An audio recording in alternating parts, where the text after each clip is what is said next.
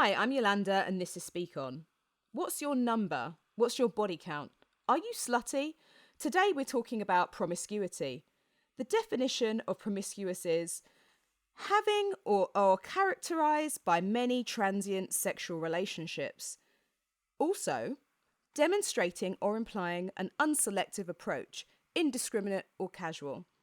The last one can basically apply to anything and literally just means consisting of a wide range of different things. Like many people, I've been slut-shamed. Why? Because boys, I was younger at the time, held me to a higher standard than themselves, although I hadn't done a fraction of what they'd done. It was still levelled against me as an insult. Luckily, I didn't give a shit. But people are still judged by the amount of partners they have. Take Laurie Harvey, this ridiculously beautiful woman. The internet went wild when it emerged that she was dating Michael B. Jordan. Many praised her and asked her to release a book. Many said they wouldn't date someone who had dated as many men as her, which is wild because the men that she's been linked with have had way more fun than her. Also, why is anyone asking her for a tutorial about how to get Michael B. Jordan?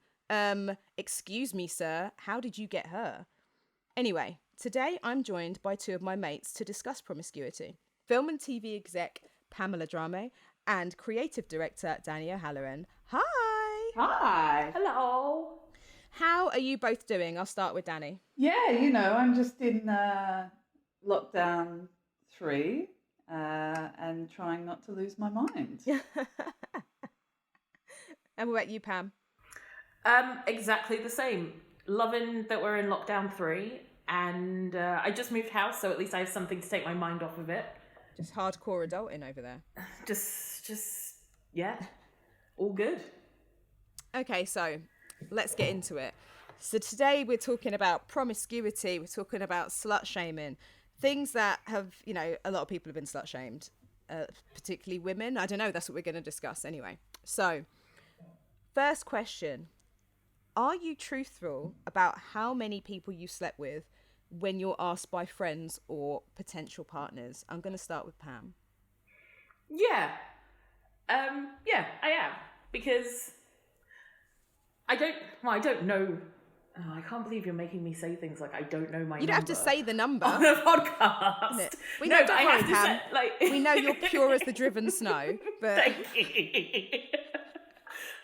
No, I don't, I have no shame about what my number, I don't know what my number is because I sort of realized that past a certain age of count, there's a certain age where you keep counting because you're sort of proud of your number, or it's something that you talk about with your friends, and then after a while you're like, who's making a list? Past a certain point. So yeah, my truthful answer is sure, it's over X, and I don't know the exact number. That's fair enough. What about you, Danni? Yeah, I think if I sat down and really thought about it, I could probably put together some approximation of what my number is. But I also just find the idea of a body count a really strange thing to kind of want to quantify. In as much as I like being good at things, right? So, as an adult, why wouldn't I want to be good at sex? Why wouldn't I want to practice that? Exactly. That's a good... Yeah. And so the idea that I would sort of restrict myself from doing what made me happy because of some kind of weird obsession at a societal level is kind of perverse for me. So I think it would probably be more, if I was to make a list and to put a figure on it, I think it would probably be more of a memory game for me than anything else, rather than a kind of out of concern. Do you know what I mean? Yeah. If you get to my age and you don't have numbers racked up, then I feel like you've probably missed a trick, right? Like if you've been single for a period of time and you don't have those figures in your back pocket, then you've probably been doing something wrong, in my opinion. Have you ever been asked your number by a potential partner? Because I don't think I ever have. I've definitely had discussions with friends. Like the only reason that it's come up has been with friends and chatting. I've never actually been asked. Definitely not since I hit my 30s. I haven't been asked. Maybe a bit more when I was younger. Like it never felt judged by it, but I don't think I could. If someone asked me that question, I think that would probably put me off. Like, why do you need to know? Yeah, I haven't been asked, but I do know people who have been asked, and I was like, really? Yeah, it's strange. I mean, I think it feels like something that happens in a different phase of your existence for me. Like, yeah, I think even if somebody now asked me what that was, yeah, I'm with you, Pam. I'd be sort of like, Yeah, why are you asking, weirdo? to me, it sort of almost points to that they're worried about why you know how to do a particular thing. Where did you learn how to do that? It's like skills, Pam. That's what that is. So practice makes perfect. and I think, yeah, it does. It feels like it's something that's sort of leveled at women, particularly of the younger age. And I think, I don't know, for me, I think that's probably the more interesting part of that question about why is it that, as somebody who's now in their 40s, why is it that we're having to revisit? Why is this new generation of women having to revisit this same issue again? And I think that for me is digging into that is probably the more interesting aspect of it. Yeah, definitely. Has anyone ever described either of you as promiscuous? You can just say yes or no. No, yeah. only you. Well, me calling you promiscuous? Yeah. Yeah, absolutely. It's just it's friend banter, isn't it? / true. But yeah. No, I mean, I think probably not to my face. They wouldn't. Yeah, they wouldn't try it to my face. What they say behind my back is fine because I can't hear it. So yeah, definitely. I think, like you said as well, it's definitely something that's like a really specific portion of your life, age group. It's like kind of maybe like a little bit more era defining of when you're younger and people are a bit sillier and stuff. And I do wonder, well, when I speak to, I kind of manage a lot of the young'uns, and they just seem to be so much more free, and people seem to give so few fucks. It's brilliant. It's kind of, they're in a different age, but I do know that they're still plagued by some of these things, and some of this shit hasn't gone away. Do you think that even though, like, the word promiscuous, obviously it's not gendered, and like I said before, it has a few different meanings, which just kind of means, essentially, it kind of means variety and trying lots of things. Does it feel gendered, or do you think that the attack is leveled more at a particular gender or group or whatever? Yeah, I mean, I definitely think so. I mean, it's difficult because I can only kind of answer that question from my own like position and experience as a woman. But what I would say is I think there's a really weird paradox that sits with the idea of body counts for both genders, right? Mm-hmm. So for women, you're kind of fucked either way, right? So if you're not promiscuous, or if you don't have sex with lots of different people, there's this kind of idea of like frigidity or you're a prude. It's kind of bedded in this sort of like puritanical view of like your purity as a woman. And obviously if you do choose to have sex with lots of different people, there is still that kind of overture and that kind of, I guess, societal viewpoint that you're devalued by that in some way. So that's how it sort of broadly sits for women still. I think that's, I mean, on an individual level, probably not so much, but I think that's still the overarching patriarchal message that we're all still living under. But I think it also creates a really kind of weird paradox for men as well, right? Which is, so the idea that as a man you sleep with more people, it's a sign of your virility, it's a sign of your masculinity, it's all of these things.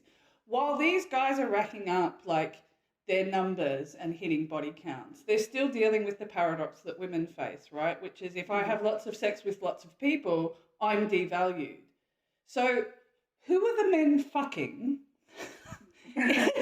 in that situation, right? Because if you're, and by extension of that, it's sort of like, well, if women are sullied by the amount of people that they sleep with, and they're sleeping in a heteronormative dialogue, they're sleeping with men, So it's the men that are devaluing the women. What does that say about men? Yeah. There's this kind of weird idea of like, you know, you hear men talk about it a lot. They're sort of like the regret and shame that they feel quite often when they jerk off to porn. It's kind of like, I nut and then I hate myself. It's like, I think that carries over sometimes into sex. And I think, and what does that say about like how we're valuing both genders? It's sort of this ridiculous paradox that we've set up for both genders, that they're at the mercy of in two different ways. And those things never seem to really align.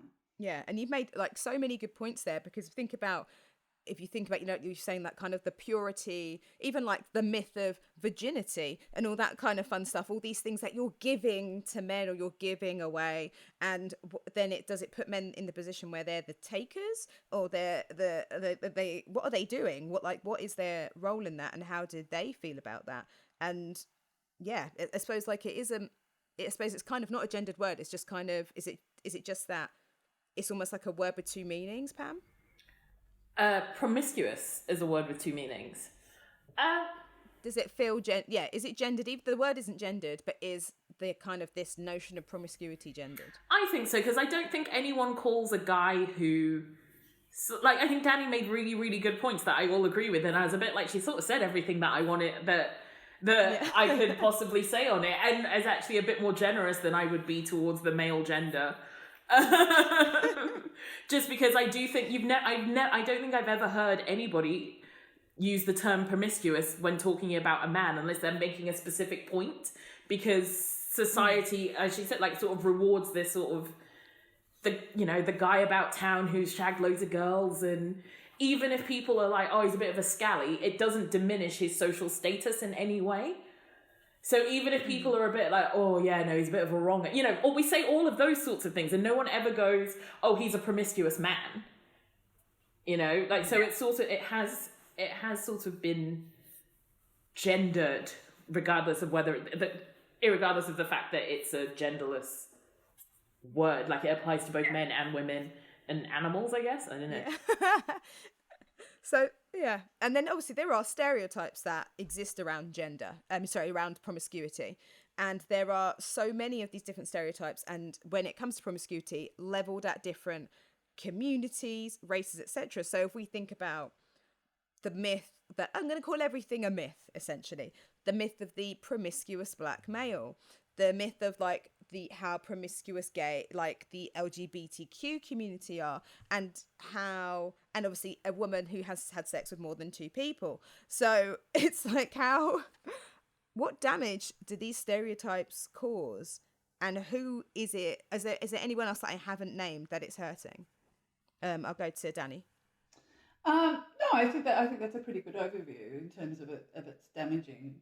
I mean, I think for me, as I said, you know, I find it frustrating that that's still where the level of general discourse is, and it's sort of this insane indoctrination that teenagers and sort of young adults have to go through, particularly women, because I think still there's this sort of overarching implied idea that sex is something that young men are actively doing, and for women it's something that happens to them, you know.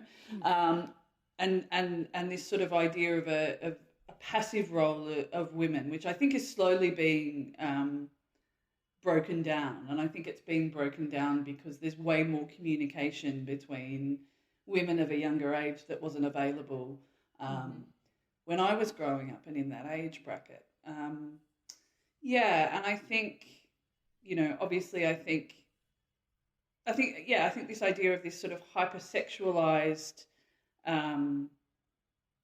idea of black men, black women, and just women generally, you know, that we all kind of, that's what we're desperate to kind of identify with. I think that is really damaging, because it sets up another scenario with whatever action you choose, you're going to be vilified for it either way, right? So if you're a sexy woman and you exhibit that, what are you doing that for? Who are you doing that for? What's your what's your end game with that, as opposed to I'm hot as fuck and this is how I want to be in the world. Removing people's autonomy, I think, is a really damaging thing. And then also, you know, like, it's less of a concern for me because it's not my immediate purview, but like for men, like, if you're not that, and if you're not kind of a person who wants to just smash through bodies because that's what, you know, your peer group is kind of advising you to do, what does that do for those men as well? I think there's a kind of a damaging knock-on effect of that as well.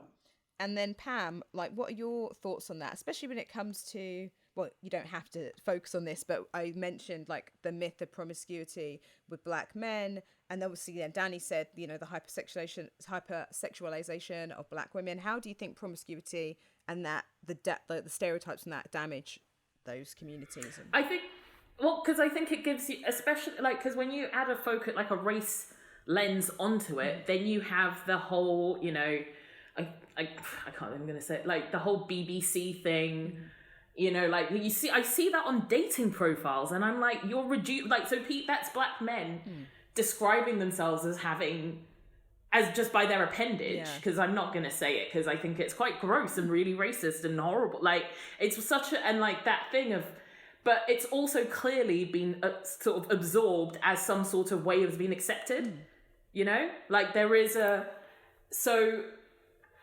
yeah, and then you get the hypersexualization of, like, especially young black girls who are treated as women and are approached as young women when they are, you know, so I think, yeah, so clearly very damaging. And that, I don't know, it feels like such a, I'm trying to think of what the right terms are for what I want to say, but these things are clearly damaging, and they're things that you have to deal with because when they're out there, it reflects on the rest of us, not on the rest of us, but on the, it taints other interactions. Yes, because we're homogenized so much.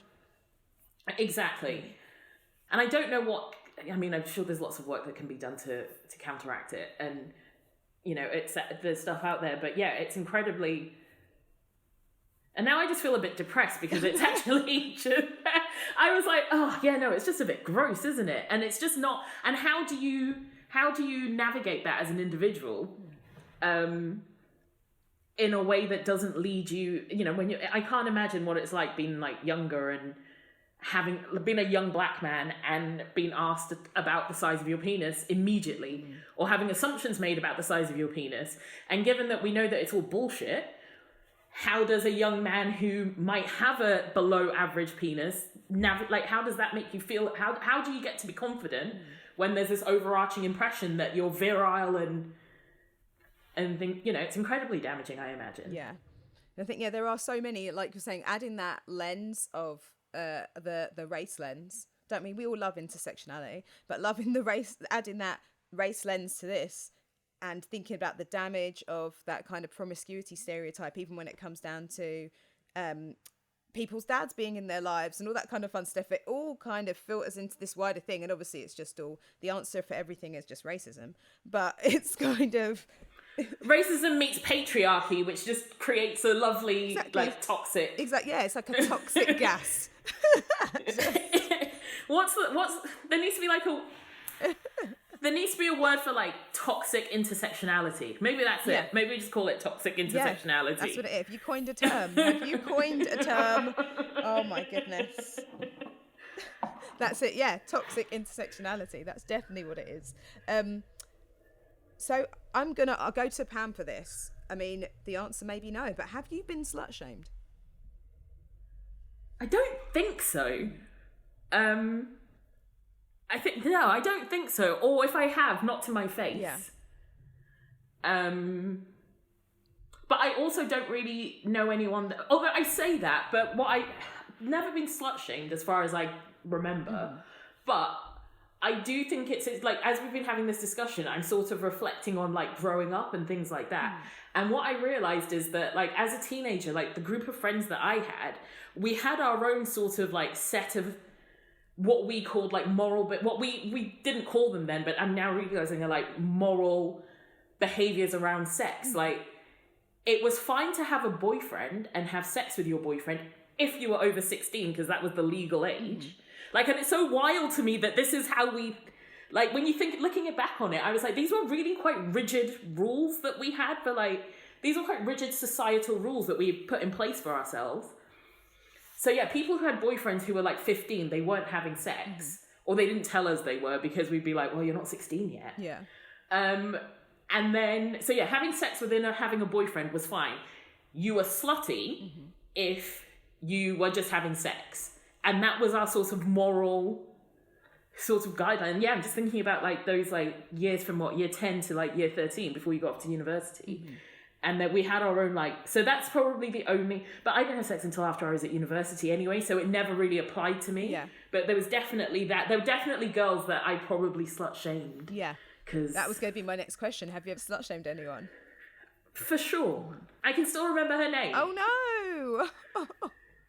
That poor woman. And you don't have to obviously repeat what you said, but in what way? Was it just that you called her names? Was it you talked about her behind her back? What was it? We were friends, so okay. It was never anything. It was nothing. Are you talking about me? No, I'm joking.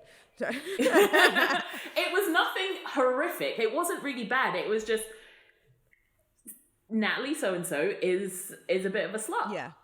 Like, but not to people that didn't know her or didn't know that she was shagging X, Y, and Z in Brenchley Gardens. Do you know what I mean? Like, that's the sort of.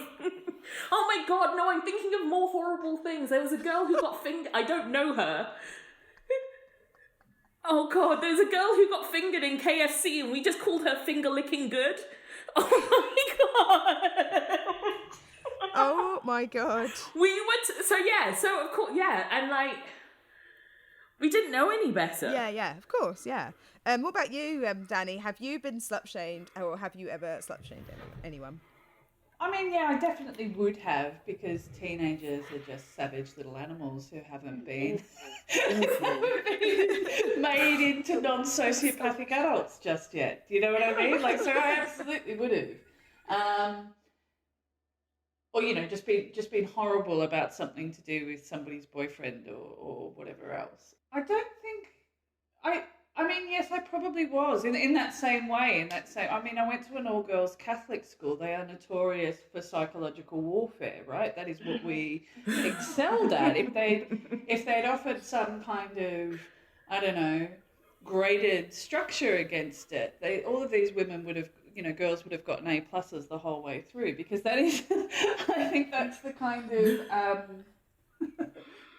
Like a terrorist training camp. 100%, yeah. It's like you're either pregnant or you're slut-shaming somebody whilst you're pregnant yourself. I mean, that is the historical context of a Catholic girls' school, right? So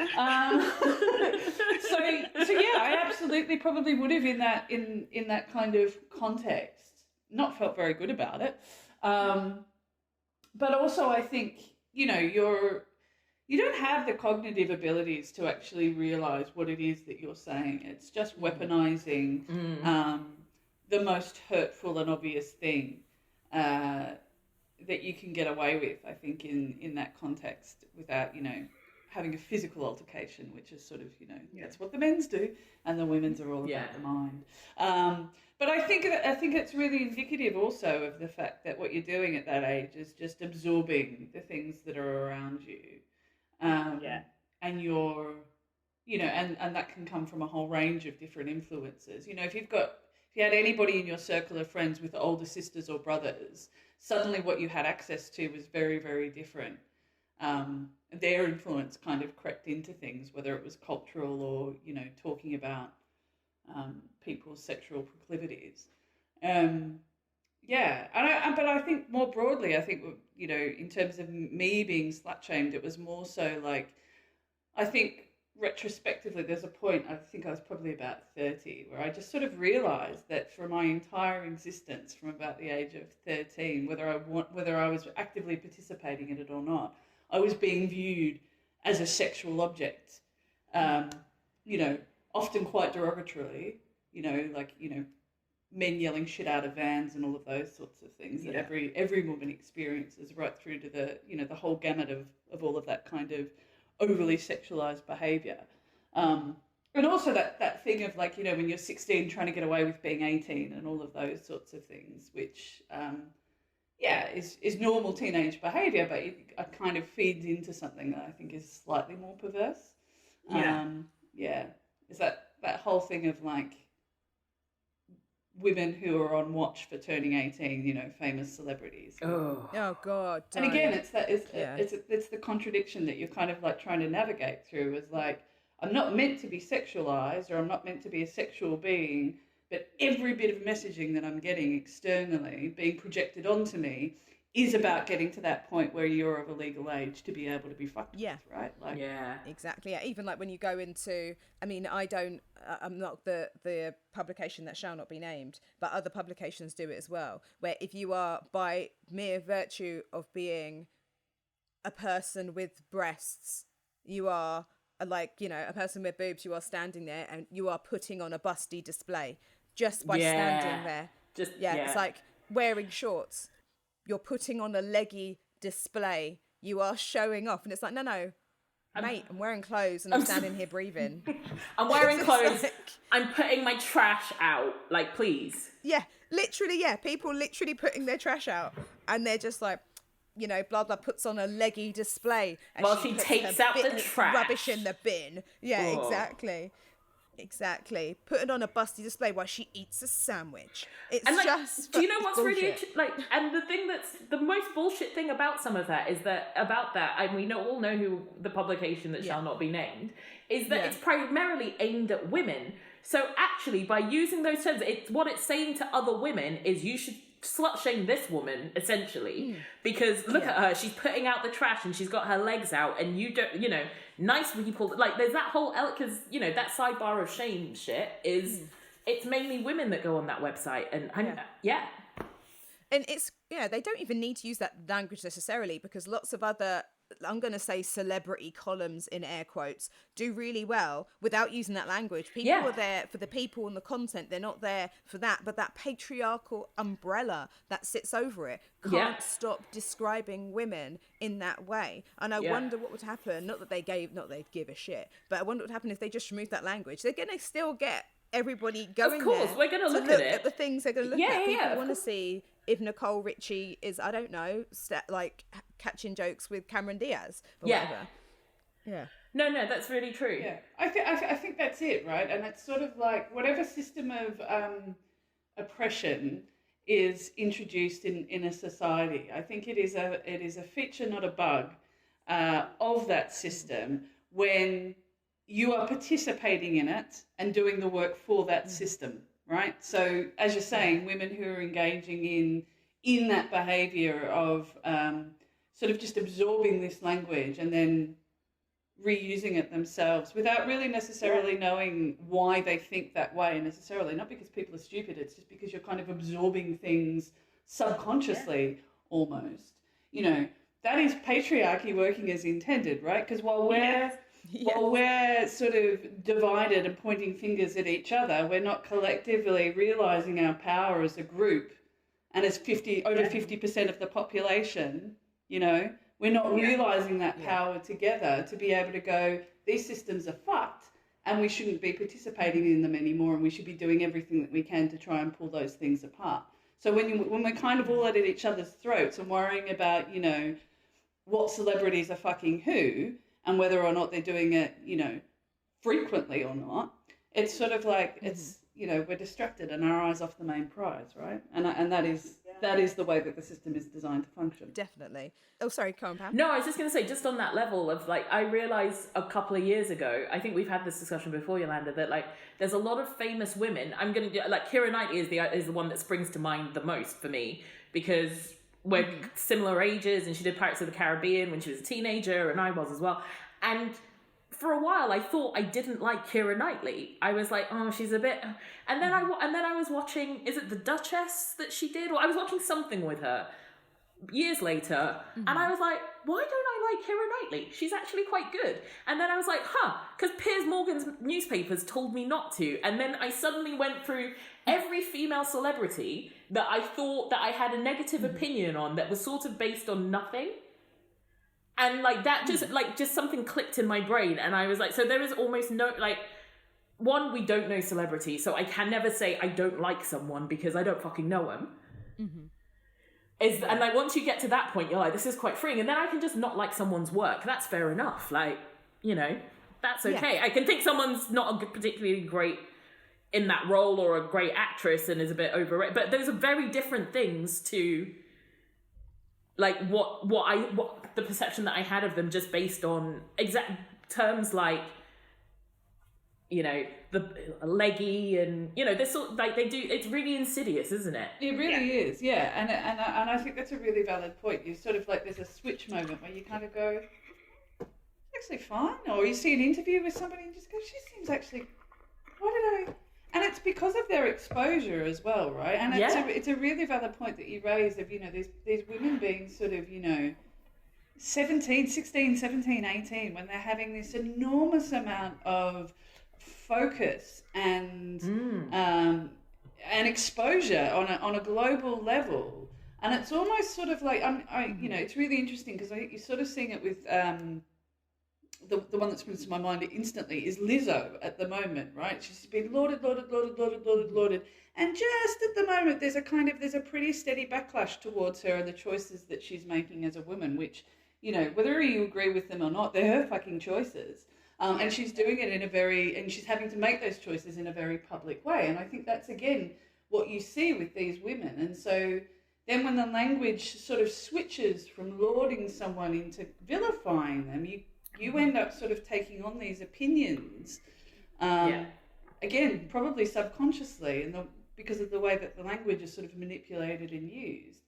And I think that that's kind of the way that media works in a lot of ways. Those sorts of publications are all about the churn of like, who can we build up and tear down next? And it's almost always women, you know, that men never suffer the same consequences. No, never. For their behaviour, no. You know, you can have people who have beaten the shit out of other human beings with the most successful Hollywood careers. But if you date too many men, you can, you don't acquiesce to whatever narrative we've set for you, then kiss your fucking career goodbye. Yeah, and think about going back to kind of where we're like with the kind of how that works with slut shaming, is that you've made some amazing points there.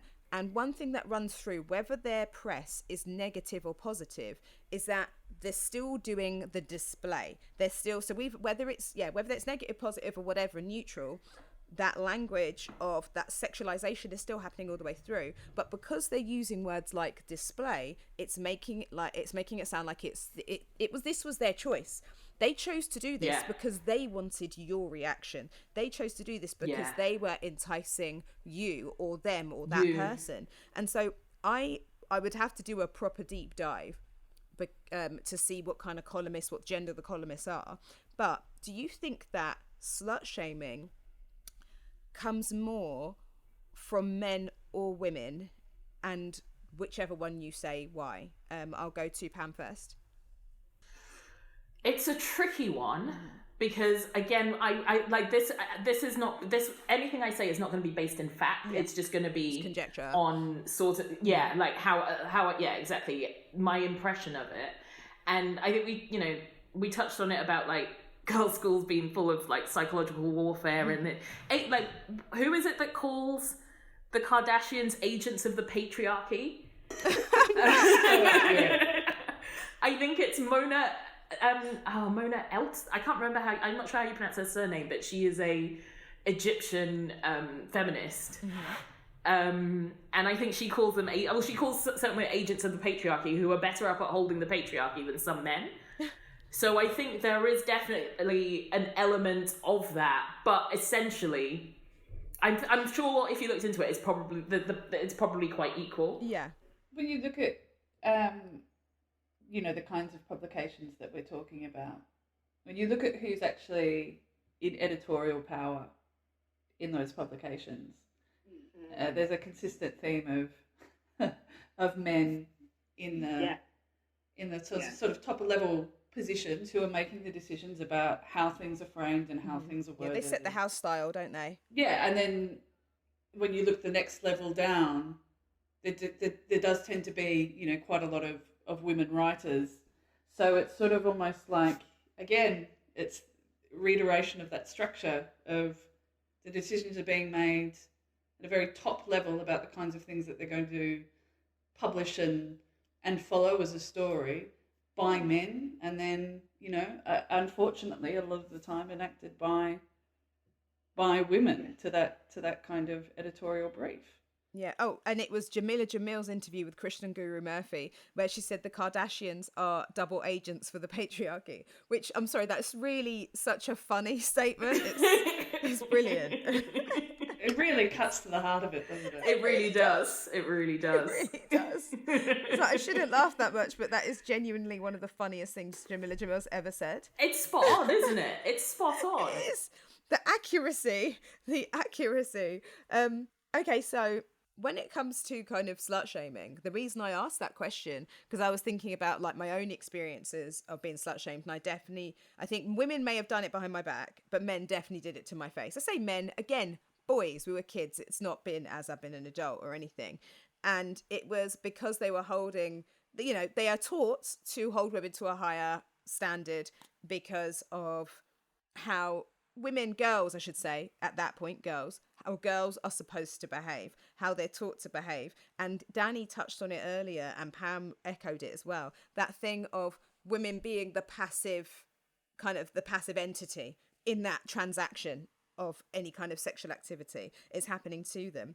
And it's very interesting because it reminds me of several conversations I have with my mum, because we often have these like really cool, like we discuss everything, because although she is my parents had me when they were really young. They were teenagers, slutty. No, I'm joking. They were really young. And so even though they were teenagers, my dad is kind of, I'd say, way more kind of like laid back than my mum, and he definitely was way more forward thinking and everything. And not that my mum is like some kind of backwards dinosaur, but she has really specific views around sex and kind of promiscuity and like kind of sexual activity and sexual transaction. And she always used to say, well, you can't give it to them. She uses the words give and take, and in it always putting the woman in the passive role. And I was like, but mum, what if they're not giving or taking anything? What about pleasure? What about like, you know, like sexual liberation? What about everyone is just enjoying themselves and no one is taking or giving anything? What about the equality in it? And it's only now she's starting to think, oh yeah, she's starting to really question the way she thought. Because one of the thoughts that she has as well, and again, it's just something that she just has in her head, you know. And she was raised in quite a religious background as well. And she was like, well, when people are doing that, when people are, as we would say now, sexually liberated, but she would maybe think, say, more promiscuous but more of a negative way. She was like, well, it's because they're, you know, it's because something's wrong, isn't it? Maybe because they're a bit broken, or like, oh, it's because they've had their hearts broken, or they think, or that's their only contact they can get. This is in relation to women in heteronormative scenarios. This is what they're like what's it called? Like a substitute for love. We've had such interesting conversations about that, and from her, within her, not all her friends or in her group or within that area, I can see how they're slut shaming women, because if that's what they're thinking and that's what they've been brought up thinking, it's really easy for them. Like that, it's not a hard bridge for her to cross when it's come to her even lightly, flippantly, in passing, slut shaming women. And she's not even doing it in a pointed way. It's just casually happening, like she's asking for a cup of tea, because that is how she's thinking. And it's interesting to see how the world has changed. I say how the world has changed, or how the world is changing. So do you think that when people are talking about promiscuity, or when people are thinking people are promiscuous, or when they're slut shaming, etc., is it an attack on women's sexual freedom and pleasure? I'll go to Danni first. 100%. 100%. Yeah. I think this, I think that's a really interesting point about your mum, because I would say that is probably a generational thing, actually. You know, and it's tied, the way that we kind of have this dialogue, you know, you see it all the time in popular culture, still in, like, you know, when I guiltily watch things like Riverdale, or you know, any of those kinds of shows that are pitched to the sort of a teenage age group. There's this kind of idea of you know, oh, I need to give my virginity to this, and should I give my virginity to this person, as if it's a kind of like object you can put in a small box. Should I give them my flower? Show me a fucking teenager that talks like that anyway in the real world. But I think that's a continuation of that idea that you're talking about with your mum, which is this kind of idea of like sex and love for women have to be intrinsically linked with each other. That is your avenue to being able to say, I have sex, right, in whatever capacity. Is because it's framed in this sort of like, the only choice I can make is to give my virginity to a man in a heteronormative kind of context. And I can only do that because I have deep-seated feelings of love and admiration for this person. And it is a hangover from kind of romance comedies and kind of fairy tale bullshit about this idea. And I think that is going to take a really long time to unpick, actually, that level of conditioning. But it's good you can have that conversation with your mum, I think, because it means then that you're bringing to her your experience, which is complete departure from that kind of line of thinking. And I would hope that kind of continues through with the next generation of people, rather than a kind of like retrograde kind of moving back towards that. But yeah, I mean, I think that's again, it's like the only you have a very limited set of acceptable choices as a woman choosing to be sexually active. You have to fit into a very narrow series of obligations and conditions in order to be seen to be making an active choice about having sex. And it's bullshit and it's confining, and the sooner we can do away with all of that, then people's mental health will be a lot better when it comes to this stuff. Absolutely. And Pam, do you think that there's an increase in female sexual liberation? What do you think that some of the negative effects of that has been? So when I say that, has it led to, for example, more male entitlement to women? Is it something that leads to slut-shaming women when men don't get what they want because they, on one hand, they expect it because we're more liberated, but on the other hand, they're angry if they don't get it, but then also they think you're a slut at the same time? What do you think the kind of consequences are? I'm not saying we shouldn't be sexually liberated, but what do you think the negatives have are, I should say? I think you come back, like, the negatives are, again, when you nailed it when you just said male entitlement, because then it's like, well, I thought you're like a sexually liberated woman, so why won't you let me put it in? Yeah. Well, because I don't like you. Yeah. I'm not attracted to exactly. you. Like, they can't fathom. Yeah. Some men can't fathom that. The friend zone doesn't exist. Is I like you or I don't. The friend zone doesn't. Not all. Yeah, we're not just here for you to decide whether you want to have sex with us or not, regardless of the fact that even though we're having sex, like, and we're quite open about liking who we like and like enjoying sex, and that sex and love don't have to be linked. Like, the two things have nothing to do with each other, but they're not. Yeah, well, I mean, they don't. Yeah. Yeah, they don't have to, is the point, right? They don't have to, yeah. And I think it's really interesting. I was listening to what Danni was saying, and I just finished watching Bridgerton. Yeah. And I just think it's really interesting, and I'd love to know more about it, which is that the idea of love for marriage and things like that only became a thing in the 1700s. Before that, it was, I've got my estate, he's got that estate, let's make more money, so my daughter will wed you and we will... Yeah. So love wasn't even a thing. Yeah. Like, the whole reason why people didn't want their wives to shag around is because they wanted their own heir. So that's where this idea of like virginity and... So yeah, but yeah, they had to like wrap it up and try and sell it to the women in some sort of way.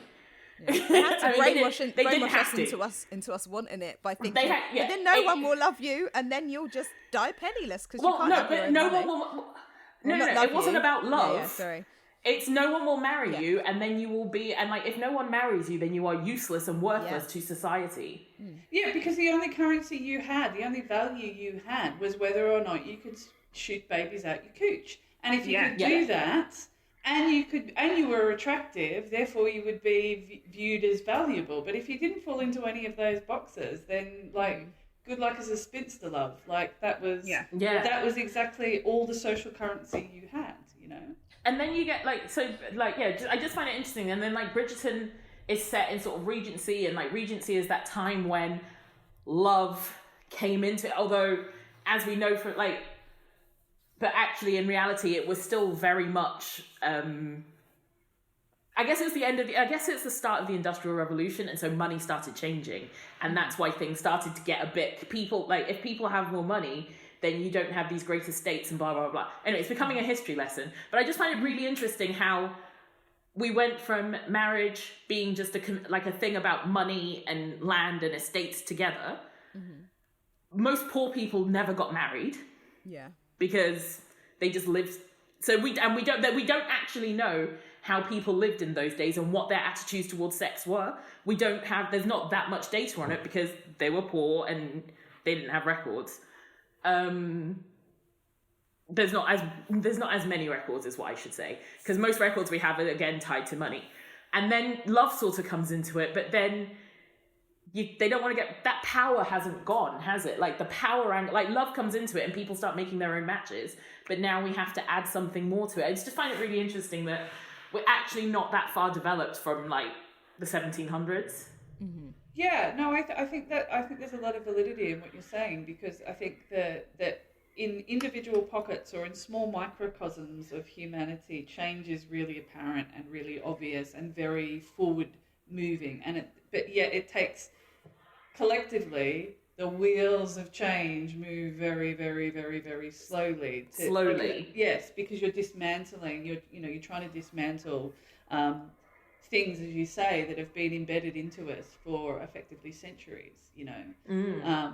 There's not a break between one set of thinking and the next. What happens is it just drops off over time. I think that idea of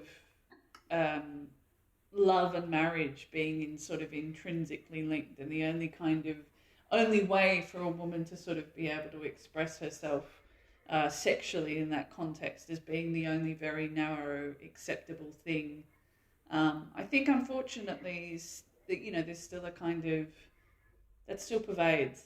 I think not to the same degree. But which is how we end up with it, with what we're talking about tonight, which is promiscuity, and do we think it's more gendered? And these are the remnants of it. And so I do think it seems to be getting a bit better with each generation in the way that, in terms of how they're behaving. Like you mentioned Laurie Harvey. I've never heard of Laurie Harvey before she started dating Michael B. Jordan. I was like, I don't understand, but again, because we're still dealing, and exactly what you said, the people that when you go to those like upper levels, it's still run by men.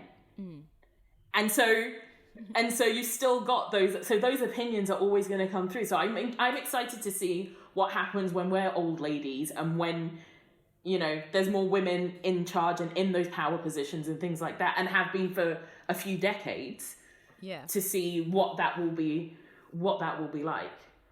I think that's a really incredible point, because when you think about women of our generation, I think for me, it took me, I feel so dumb in some ways, because it was like, it took me what I feel like is an inordinate amount of time to put the pieces of the jigsaw puzzle together, right? Mm-hmm. I touched on it before, but it's because we were more isolated, I think. And so it was only sort of when you kind of started to grapple with all of these ideas, or you had an experience that changed your perspective, or you had good friends that you could talk to about this sort of stuff.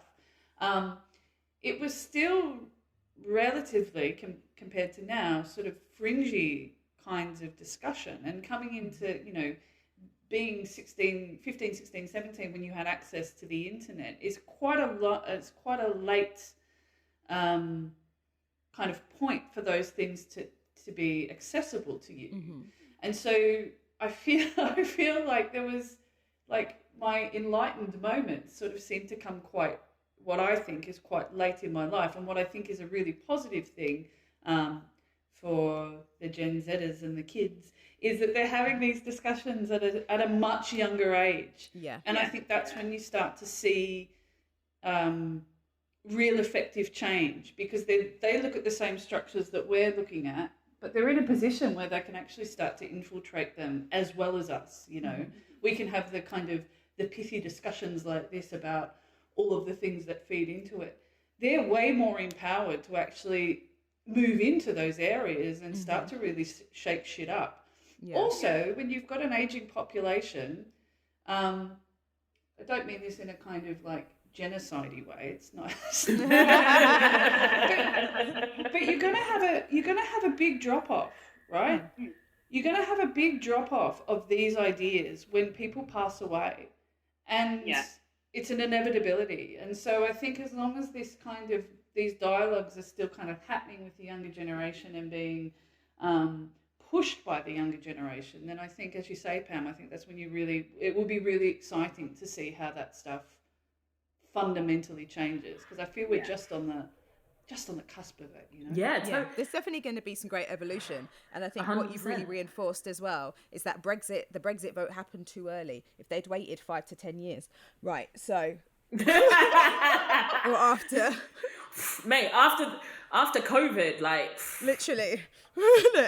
God, if they just waited till like June 2020, honestly. No, didn't they already say that though? Like if the Brexit vote had happened 2 years later, the numbers weren't there to support it anymore because it was so overwhelming. It was so overwhelmingly like not over 60, like over 80, over 75, over 80. Like it was the So I know this is a slight deviation, but I remember actually I was somewhere out and about. I was at a train station with one of my friends, and a guy sat down next to us, a much older man, and he was like, I remember him saying he was like almost 90, and he like lives in my area, and he was like, I'm just going out on my walk, and you know, like, so you get some older people, they'll just talk to you, and he was just basically complaining about Brexit, and he was like, I didn't vote for myself. He goes, I'm going to be dead in a minute. I voted for my grandchildren. Why am I voting for something that is not even going to affect me? I'm going to be dead. Yeah.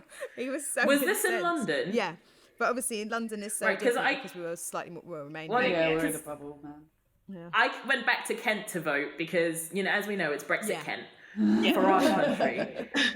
And I saw, like, this is no joke because I said it at the time, so it's just funny that we were talking about this, is that I saw people's parents and grandparents that I thought had died years ago because I grew up there, like, because of voting in my, like, I was like, hang on, I go home to vote every election and none of you lot show up. Brexit election was the busiest I've ever seen, like, that local sports hall ever. And then it was the local elections, it was the other elections straight afterwards, wasn't it? Dead. Oh dear. Dead. Yeah, couldn't give a shit. Yeah. Oh dear. Well, but back to Granny got her Zimmer frame. Anyway, sorry. Oh dear, that's all right. So what upholds the stereotype of promiscuity in 2021, and how can we help diminish it?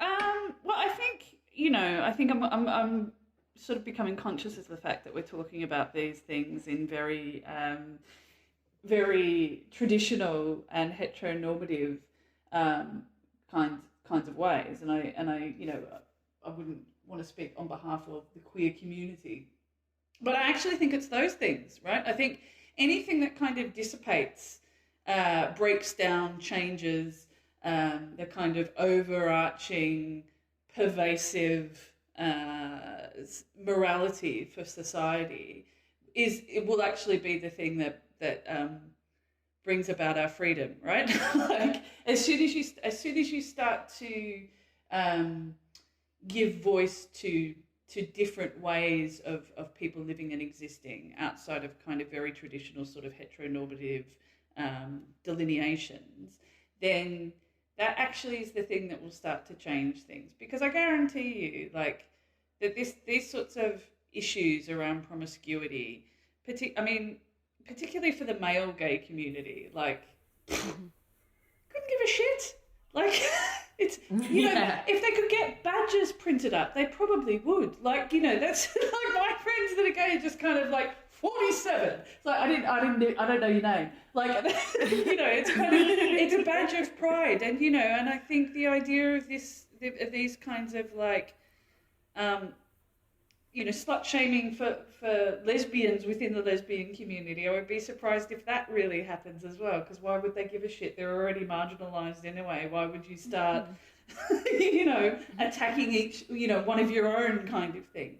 So I think for me, as soon as those sorts of issues have more prevalence and more resonance in society, it makes you kind of look at all of the old traditional things and go, well, why are we hanging on to that as a belief system? Because it doesn't apply to this proportion of society, and why the fuck should it apply to us anyway? So I think those are the sorts of things that actually help to break down,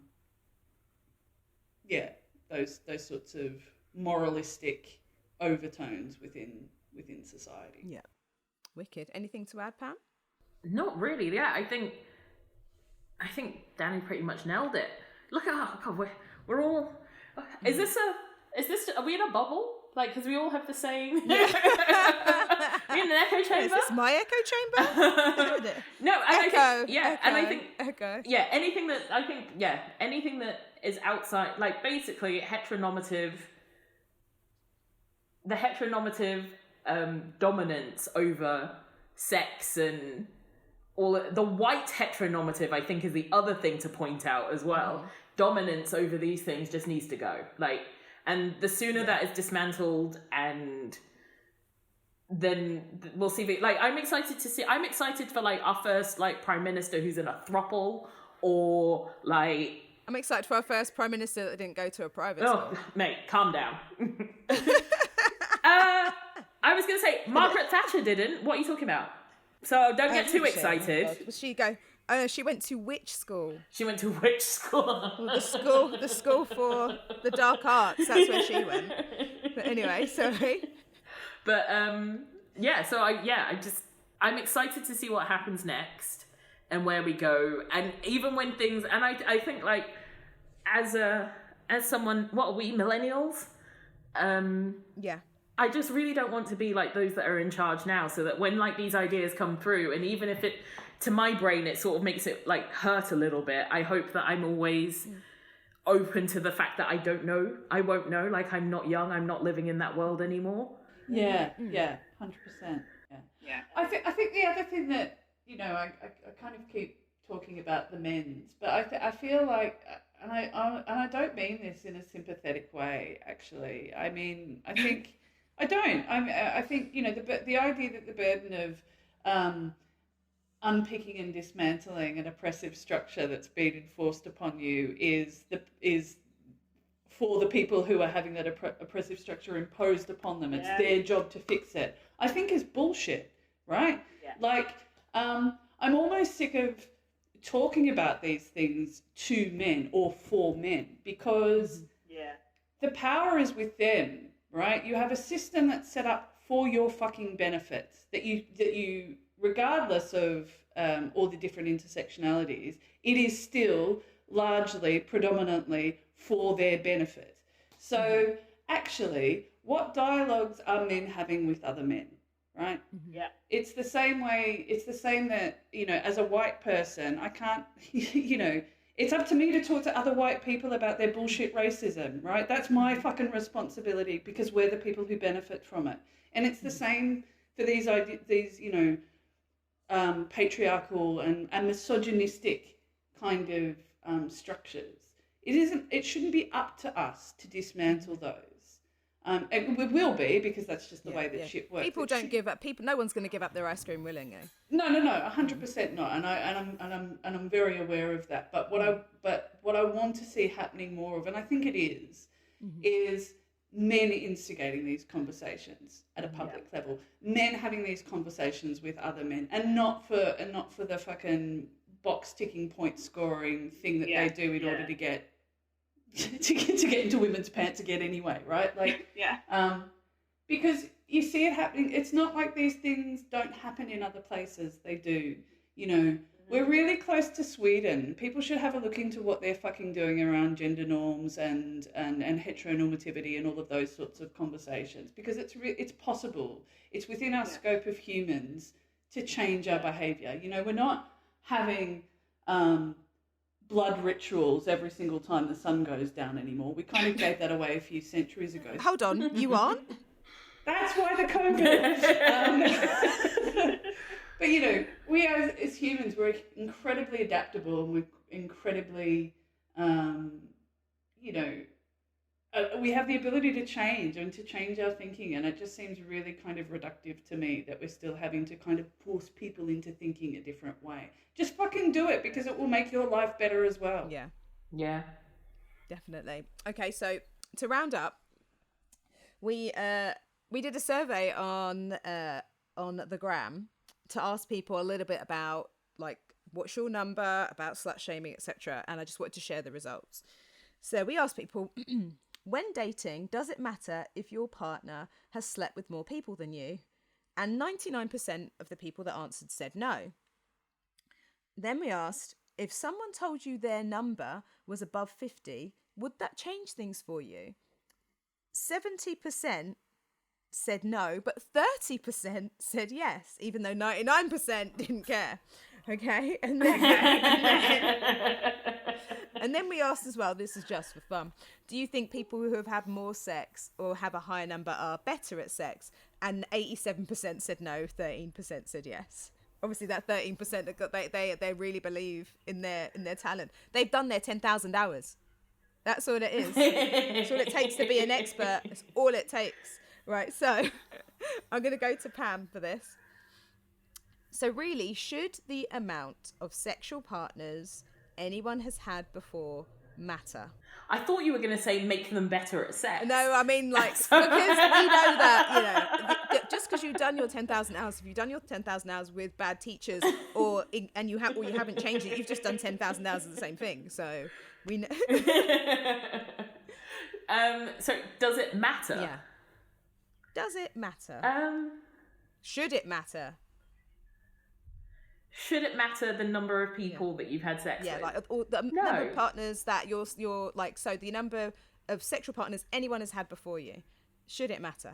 No, I'm way more concerned about the number of partners, like relationships, than I am about how many people you've had sex with. Because if you've, like, someone who's been in a lot of short-term relationships, I want to know what went wrong. Like, do you know, like it's what you're like as a partner that I'm interested in. I don't care how many people you've slept with. So yeah, and the two things are not related in my eyes. So yeah, that's fair enough. And what would you say to someone who is worried about the fact that they may have a higher number than their partner, or they may have higher numbers, so they're like worried what people would think? If your partner cares, they're not the one for you. I think it's that simple. Like, if your partner cares enough that is a deal breaker, that is a sign that you need to not be in a relationship with that person. Throw them in the sea. Because throw them in the sea. Fire them into the sun. Yeah. Yeah. And I think it's a red flag, isn't it? Definitely. And I don't think, like, I also do think, though, that we have been conditioned, and initial reactions are not necessarily final reactions. So, have a discussion, talk about it. Because I know that if someone said to me, oh yeah, I've slept with over 150 people, my first thing would be like, oh, that's a lot. And then my rational brain would kick in and be like, well, hang on a minute, he's 37, like, oh, actually, you know what, he's been single for like 6 years, and all of these things, and then suddenly it's not such a ridiculous number as it first, like, 150 of anything seems like a lot, but then 150p is not, 150,000, so... Yeah. You've got to do the maths breakdown, that's exactly right, yeah.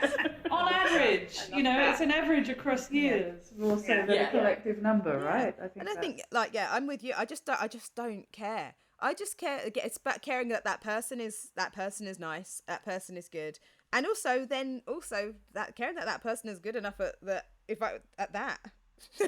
I care about your skill set. I don't care how many hours it took you to get there or not. Volume is not an indicator of skill. Yeah. I think if you're entering what Pam says is 100%. Like, if you're entering into a relationship with somebody and they care about the figure, it's like, a small flashing red light in the background, right? Because effectively all they should care about is whether they were the last one, right?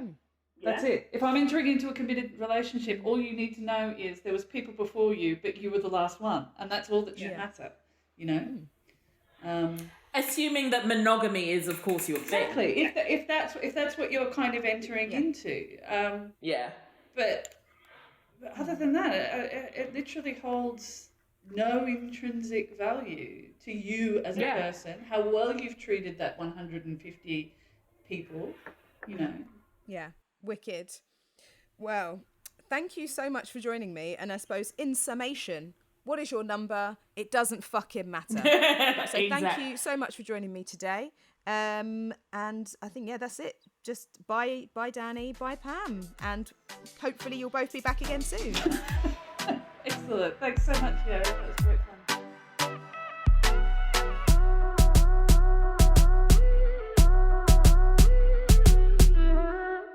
Thank you for listening to Speak On. Make sure you like, subscribe, and share with your friends, family, co-workers, strangers in the street. To find out more about us, including our upcoming events, head over to Instagram, instagram.com/speakon_. Bye!